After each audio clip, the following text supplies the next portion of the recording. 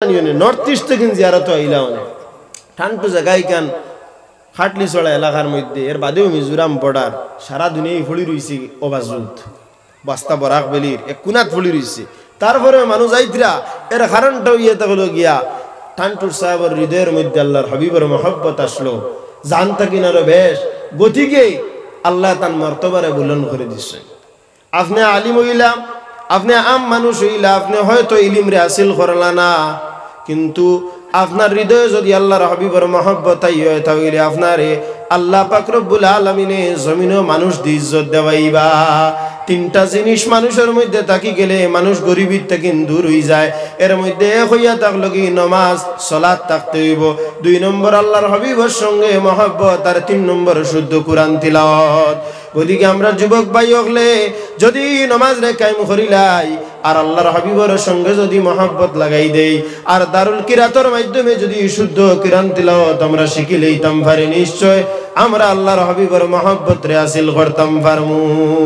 আর আল্লাহর হাবিবের মহব্বত যদি আমরা অন্তরের মধ্যে আইয় তাহলে আমরার মর্তবা আল্লাহ পাক রব্বুল আলামিনের কাছে বাড়াইব, আমরার ইবাদত বندگی আল্লাহর দরবারে কবুল হইব, আমরা ইবাদত বندگির মধ্যে লজ্জত পাইমু।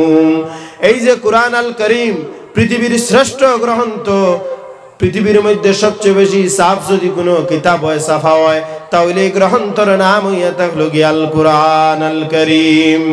এই কুরআন আল করিম, এই কুরআন আল করিমের মধ্যে কোনো ভুল নাই, কেন হইয়া থাকলো বিশুদ্ধ কিতাব।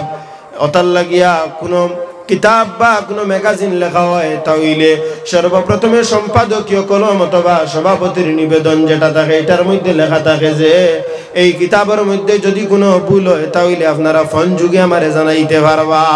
কিন্তু আল কুরআন আল করিমের মধ্যে আল্লাহ পাক রব্বুল আলামিনে হামদুর সূরা পড়ে আলিফ লামের মধ্যে আল্লাহ পাক রব্বুল আলামিনে প্রথমে উল্লেখ করা যে যালিকাল কিতাবু লা রাইবা ফি, এই কিতাবের মধ্যে কোনো শক নাই, কোনো সুবাহ নাই। যদি আস্তা পৃথিবীর সব মানুষ যদি এক হইয়া আপনার কিতাব করেন বলে এই কোরআনের ভুল ধরাত লাগুন তাহলে ভুল আপনার ধরতে পারতা না, কারণ কিতাবটা হইয়া থাকলো গিয়া বিশুদ্ধ। মাইকেল এই ছাট নামক একজন খ্রিস্টান ব্যক্তি আসলো।